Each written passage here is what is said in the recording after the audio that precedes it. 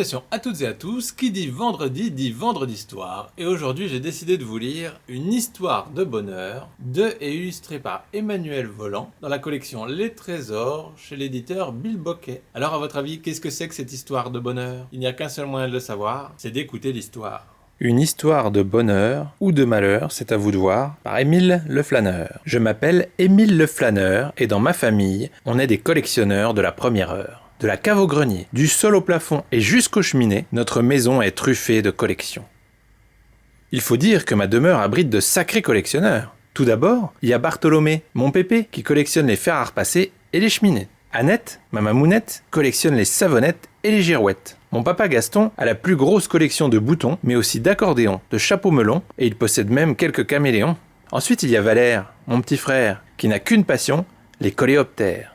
Et pour finir, il y a Louison, ma petite sœur, qui a trouvé la meilleure des collections. Les bonbons! Du coup, elle a aussi une belle collection de fourmis et de caries. Je suis également un fervent collectionneur. Et comme le disait le pépé du pépé de mon pépé, il faut trouver sa collection, celle qui nous correspond, celle pour laquelle on est fait. J'ai commencé par une collection de lampions, puis j'ai collectionné les porte-clés, les coquetiers, les casse-têtes, les casse-noix, les proutes, les brosses à dents. J'en ai essayé quantité, mais rien de très convaincant.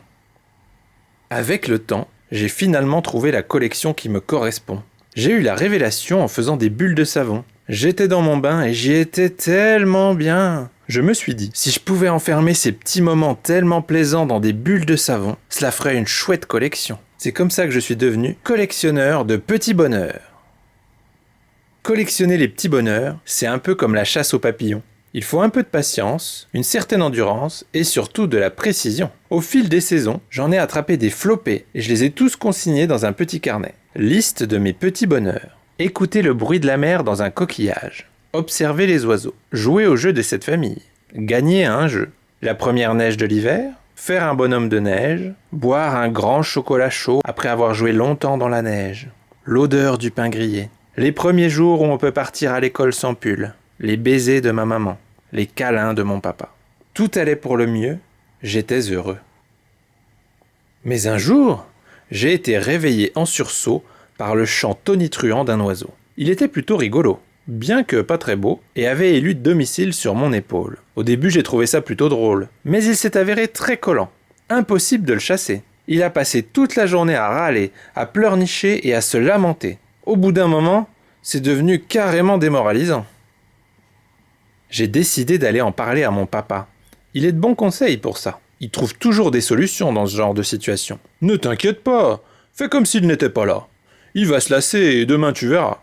Je suis sûr qu'il se sera envolé. Cela n'a pas marché. Je pense que mon papa n'a pas voulu m'inquiéter, mais qu'il n'avait aucune idée de comment s'en débarrasser. Je suis alors allé voir mon pépé. Lui, il me dit toujours la vérité. Il me fait penser à un oiseau de malheur, ton ami. Mais viens, on va vérifier ça dans mon encyclopédie.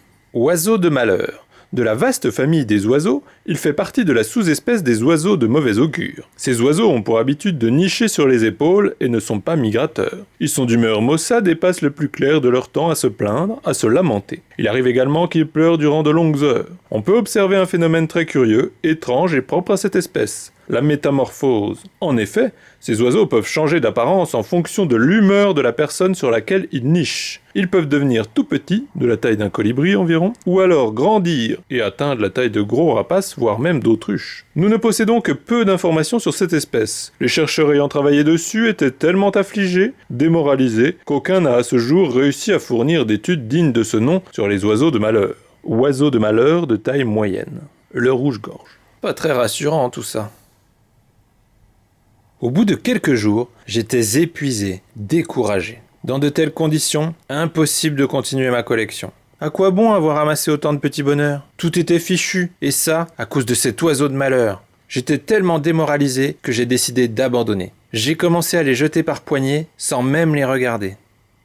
Puis j'en ai examiné un d'un peu plus près, mon préféré. Puis un deuxième, un troisième, puis tous un par un. Ça m'a fait du bien. Lorsque je suis arrivé au dernier, le premier petit bonheur que j'ai attrapé, je me suis senti plus léger, plus guilleret. Tout compte fait, ce serait fâcheux de me défaire de ces petits riens du quotidien qui me rendent si heureux. J'ai alors regardé vers mon épaule.